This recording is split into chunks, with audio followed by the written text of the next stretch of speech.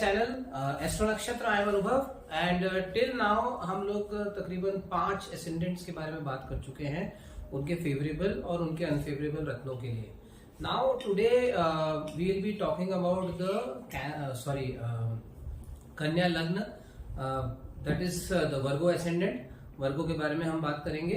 और अगर आपको मेरे पिछले वीडियोस रेफर करने हैं तो please go in the description box, वहां पर मैंने डाले हुए हैं, वहां से आप उठा सकते हैं, जहां पर मैंने मेष से लेकर के और सिंह लग्न तक we have made videos on the preferable gemstones. Okay, so Kanya lagna basically starts from 0 degree Uttara Phalguni नक्षत्र।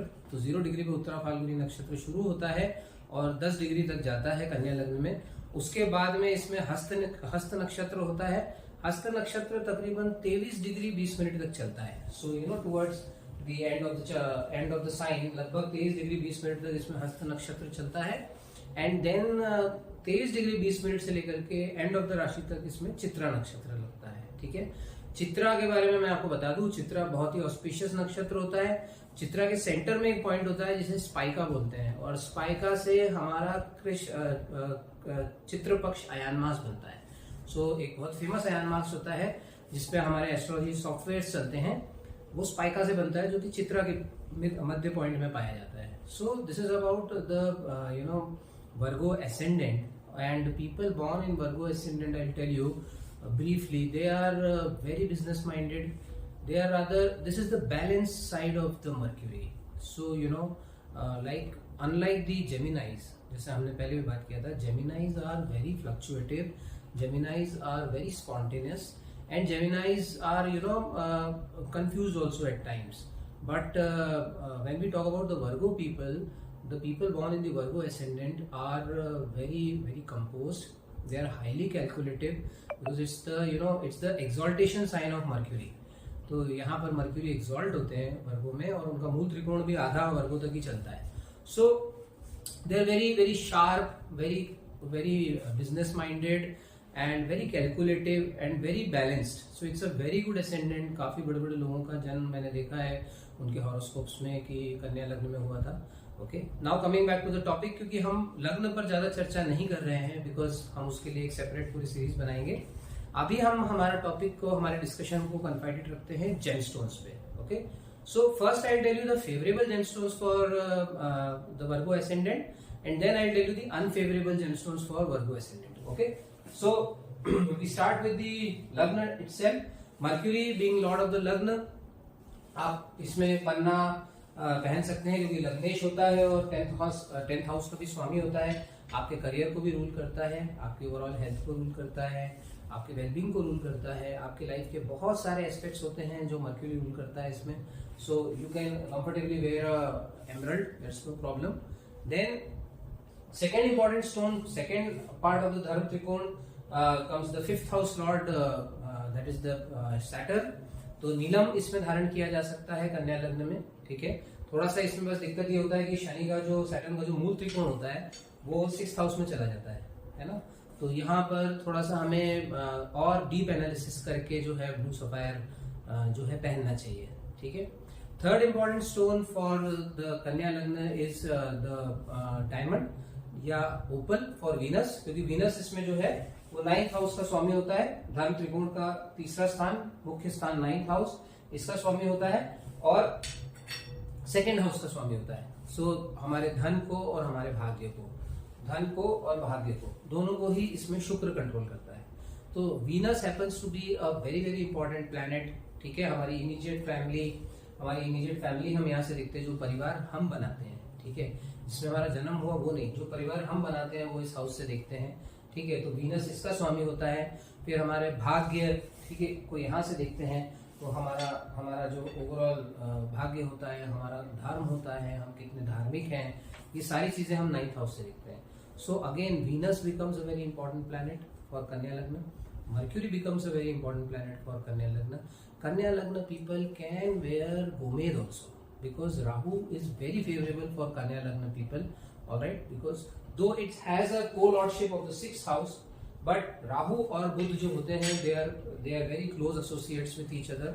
और एक ऐसा श्लोक है जो हमारे स्क्रिप्चर्स में लिखा हुआ है कि राहु दोष बुधन्यात, मतलब राहु के जो दोष होते हैं वो बुध जो है उनका हनन करता है।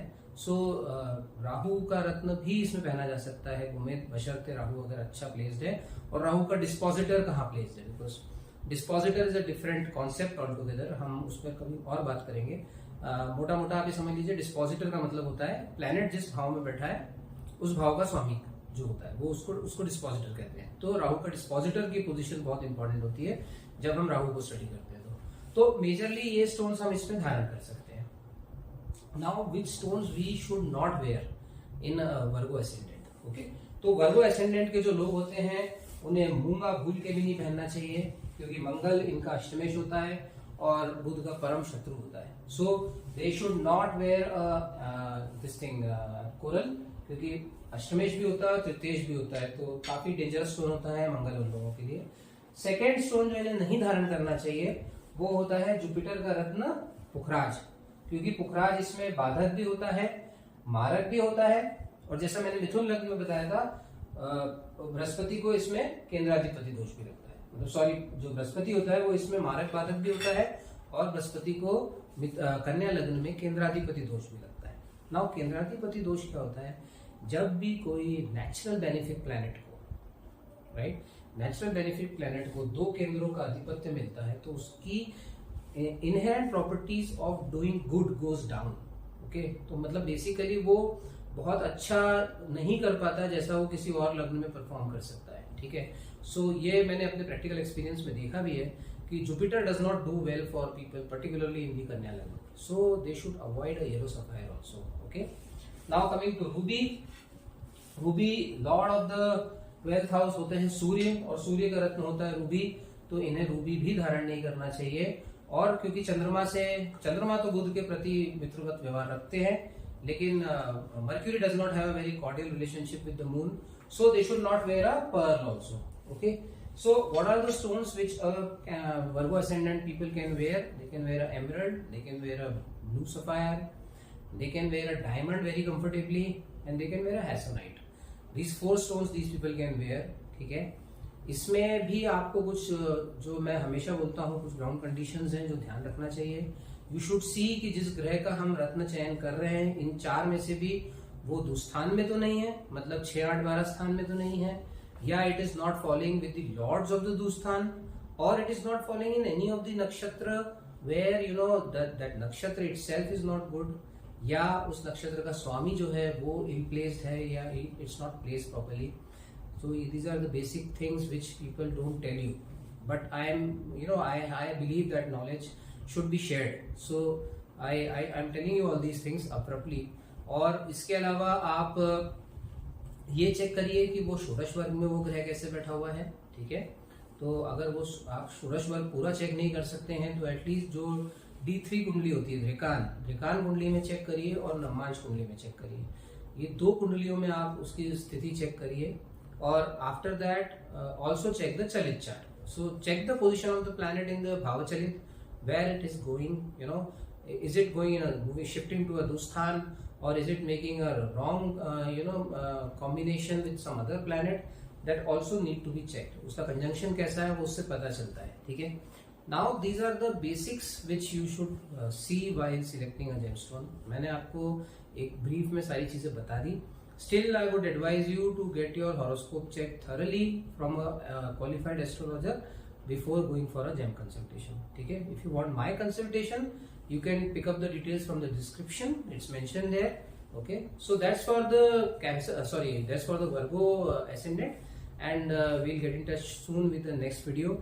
Till then, please like, share and subscribe my channel, and don't forget to press the bell icon because you will be getting new updates from my videos from there. Okay? Thank you so much.